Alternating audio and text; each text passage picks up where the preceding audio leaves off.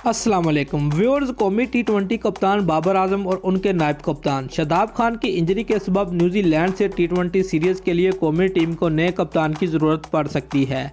Team management पुरउम्मीद है कि शादाब खान पहले टी20 से कबल फिट हो जाएंगे। ताहम प्लान बी में मोहम्मद रिजवान, इमाद वसीम और मोहम्मद हफीज़ शामिल हैं। तफसीलात के मुताबिक अंगूठा फ्रैक्चर होने के सबब बाबर आजम न्यूजीलैंड के खिलाफ टी20 सीरीज़ से बाहर हो चुके हैं, जबकि नायब कप्तान शादाब खान भी मुकम्मल तौर पर फिट नहीं हैं और हेड कोच मिसबाउल हक भी कह चुके हैं कि शादाब खान की फिटनेस पर कोई समझौता नहीं किया जाएगा।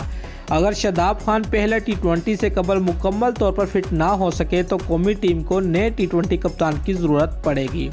ज़रा के मुताबिक विकेट कीपर बल्लेबाज मोहम्मद रिजवान, कराची किंग के कप्तान इमाद वसीम और साबिक कप्तान मोहम्मद हफीज़ में से किसी एक को ये जिम्मेदारी सौंपने पर गौर जारी है।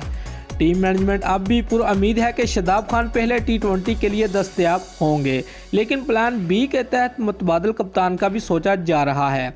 मोहम्मद रिजवान की क़यादत में खैबर पख्तूनख्वा ने रवां साल नेशनल टी20 का टाइटल जीता है, इसलिए उन्हें फेवरेट करार दिया जा रहा है।